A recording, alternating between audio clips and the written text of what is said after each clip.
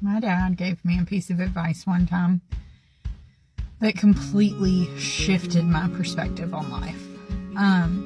I had just gotten out of college and I was working one of my first big girl adult jobs, and there was this lady at work who didn't seem to like me very much. I don't know why. I don't think I did anything to directly affect her in any way, but it was just she just didn't seem to like me. Everything I did seemed to irritate her. She was constantly putting me down. I mean, we've all been there, right? And so I came home one day and I was just bawling my eyes out because this was a daily occurrence and it was really just wearing me down. It made me not want to go into work.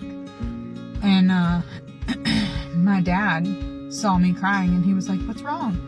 And I told him, and I was like, "Dad, I just can't seem to do anything right in this lady's eyes. She is constantly tearing me down. It's wearing me out, and I don't know what to do about it." And my dad looked me dead in the face, and he had this look of concern just come over his face. And he said, "Oh my gosh, that poor woman. I'm sorry, whose side are you on?" I got offended. I was like, "What do you mean, that poor woman? Poor woman, nothing. I'm the victim here." And he was like, "No, I'm serious. That woman had to be going through something horrible in her life for her to think that she needed to treat you like that in order to make herself feel better."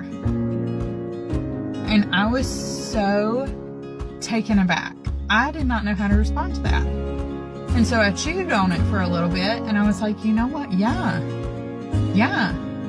The only people who treat other people like that are people who are hurting themselves. They are actually hurting, and so they feel like they need to hurt others. It has nothing to do with me.